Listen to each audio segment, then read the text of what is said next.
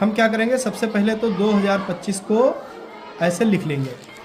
ये भाग विधि से वर्गमूल ज्ञात करने की तरकीब है। इकाई की तरफ से हम जोड़े बनाएंगे। एक जोड़ा ये बन गया, एक जोड़ा ये बन गया, दो जोड़े बन गए।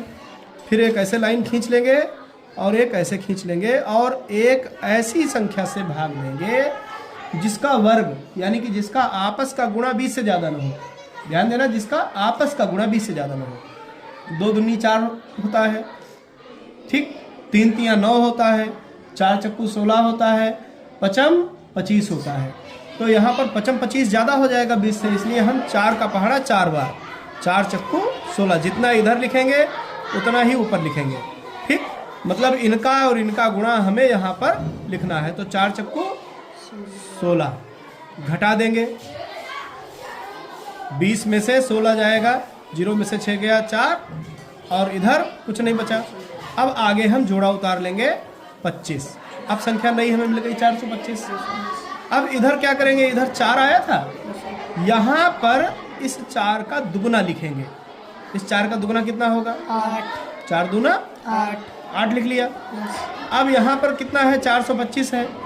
तो यहाँ कितनी बार पहाड़ा जाएगा, इसका तरीका ये होता है कि इकाई का अंक छुपा लो। इकाई का छुपा लिया तो कितना बचा, 42 बचा। अब 8 का ऐसा पहाड़ा पढ़ेंगे जो 42 से ज़्यादा न हो। 8 का पहाड़ा पढ़ो, 8 पंचे 40, 42 से ज़्यादा ना हो, 40 तो कम रह जाता ना। तो 8 पंचे मतलब अगर 5 बार हम पहाड़ा इसका पढ़ें तो ये ज़्यादा नहीं होना चाहिए। तो 5 यहाँ लिखा, 5 यहाँ भी लिख लिया, ठीक, लिख लिया। 5 का पहाड़ा 5 बार पढ़ेंगे, पचम 25, 25 के 5 हासिल 2।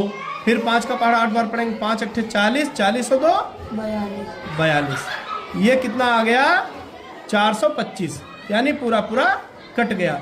कई बार ऐसा होता है कि जब हम यहाँ से यहाँ लिख तो लिया, लेकिन जब इसका पहाड़ा हम पढ़ते हैं या जब इसकी गुणा करते हैं पूरे से तो ये ज़्यादा आ जाता है। जहाँ पर ज़्यादा आ जाए वहाँ पर इसका पहाड़ा इससे कम लिखना चाहिए। समझ गए, मतलब इससे कम संख्या से इस पूरी संख्या से गुणा करेंगे। लेकिन यहाँ पूरा आ गया, पूरा आ गया का मतलब यहाँ पर भागफल कितना आया, वर्गमूल कितना आया, 45। तो ये 2025 का वर्गमूल हो गया कितना, 45, ठीक। वर्गमूल बराबर 45। सही है गलत है ये जानने के लिए अगर हम 45 और 45 की गुणा कर लेंगे आपस में तो इतना ही आना चाहिए। ये तरीका है सही और गलत का। समझ गए।